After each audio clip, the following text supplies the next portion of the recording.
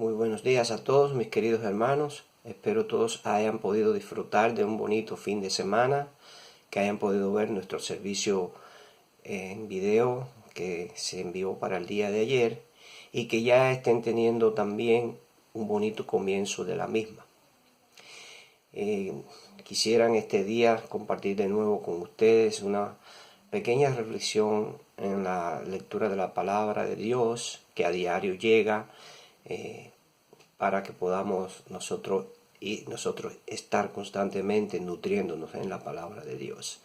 Así que antes de entrar en la reflexión quisiera que me permitieran poder orar e interceder por ustedes y por mí mismo y por mi familia. Así que vamos a ponernos en oración en este momento. Padre bendito, te alabamos, te damos gracias infinitas por el precioso día que tú nos regalas, Señor, por esta preciosa oportunidad de poder estar en conexión los unos con los otros, Señor, aunque sea de una manera indirecta, pero podemos estar mutuamente retroalimentándonos, Señor, con tu palabra. Ayúdanos a entender en este día cuál es el mensaje que nos quieres dejar, Señor, y que podamos cada día más entender tu palabra, Señor, y poder vivir conforme a ella, Padre amado. Todos los días tú tienes una enseñanza nueva para nuestras vidas, Padre. Gracias, Señor, porque eres un Padre amoroso que te ocupas de tus hijos pequeños, Padre amado. En esta hora pongo en tus manos, Señor, a todos mis hermanos, a toda nuestra iglesia.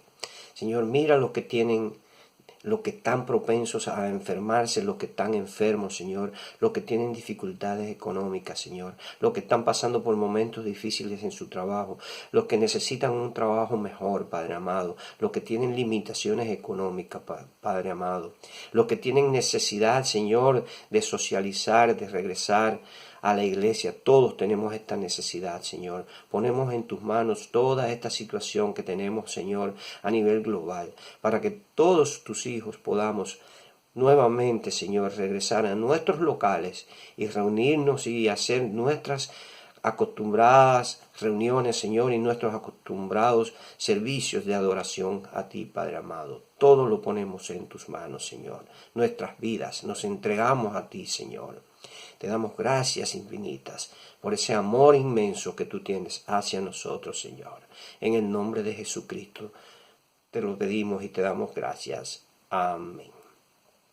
Los invito a meditar en una breve porción de la palabra que se encuentra en 2 de Corintios capítulo 5, los versículos 16, 17 y 18. Dice así: de manera que nosotros de aquí en adelante a nadie conocemos según la carne, y aun si a Cristo conocimos según la carne, ya no lo conocemos así. De modo que si alguno está en Cristo, nueva criatura es. Las cosas viejas pasaron, he aquí todas son hechas nuevas. Y todo esto proviene de Dios, quien nos reconcilió consigo mismo por Cristo y nos dio el ministerio de la reconciliación. La palabra de Dios es tremenda, siempre tiene algún mensaje que viene como anillo al dedo a nuestras vidas. Pero yo voy a tratar de ayudar a interpretar un poco a mi manera, por supuesto, ¿no? Según mi interpretación, lo que significan estos versos.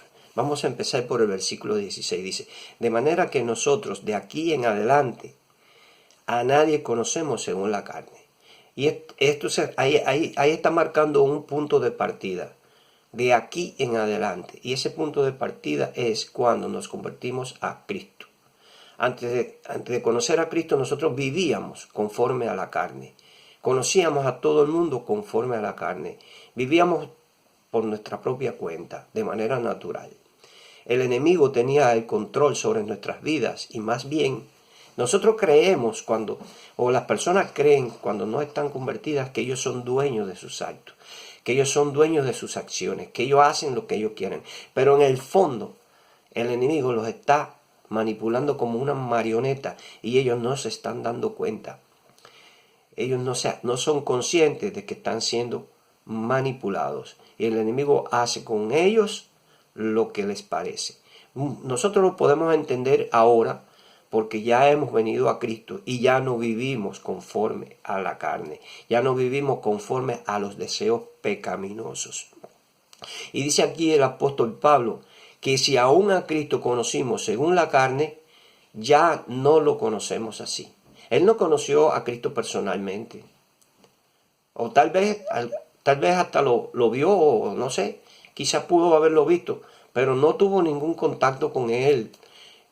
Todo lo contrario, el apóstol Pablo, una vez que Cristo fue crucificado y ascendió al cielo, él era un perseguidor de los cristianos, un acérrimo perseguidor de los cristianos. Él era un hombre que vivía arraigado al judaísmo y odiaba a los cristianos, hasta el punto que tenía licencia para ir a otras ciudades de otros países, de Siria, por ejemplo, en Damasco, a buscar a los que allá le llamaban los del camino, para traerlos a Jerusalén como prisioneros, para castigarlos por ser cristianos.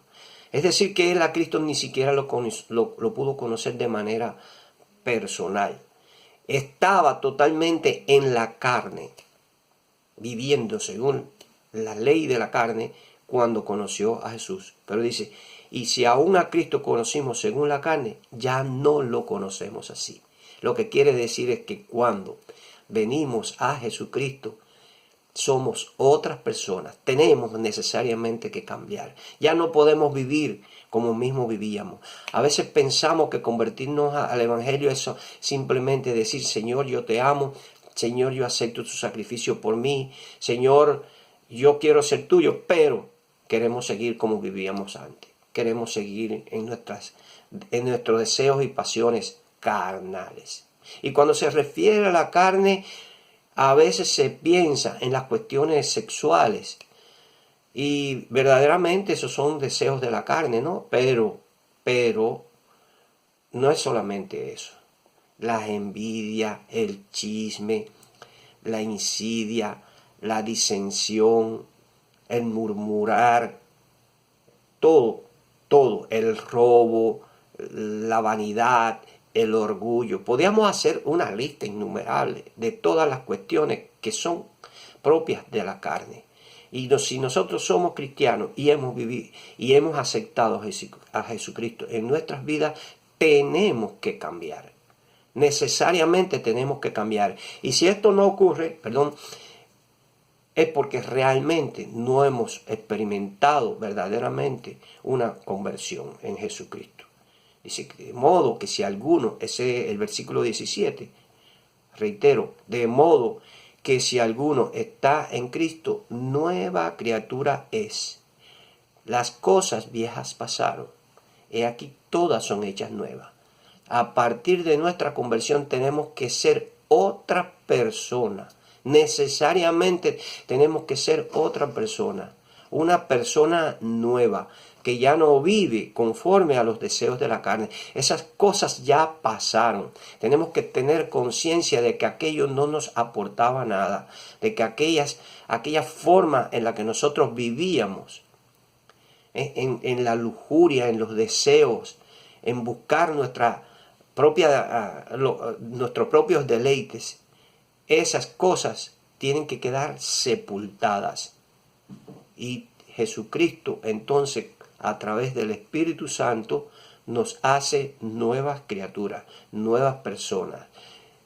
Qué bonito es cuando dicen, mira que él se convirtió a Cristo y es totalmente otra persona.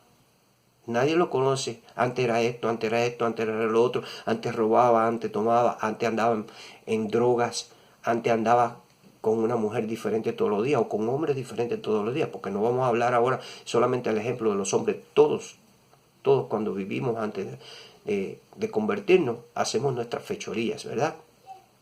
Pero qué bonito cuando la gente dice, bueno, mira, le ha hecho bien convertirse a Cristo, se ha cambiado, ya no roba, ya no miente, ya no es un tramposo, ya no anda en droga, ya no anda todos los días engañando a una nueva persona, y así sucede. Es muy bonito, pero qué feo cuando digan, bueno, este dice que es cristiano, pero sigue igualito que como tal, como ha sido siempre.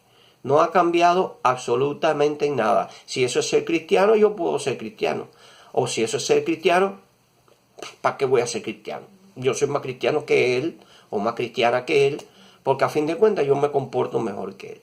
Entonces necesariamente hay que marcar una gran diferencia a partir del momento en que nosotros nos convertimos. Y dice el versículo 18 para concluir la reflexión, y todo esto proviene de Dios.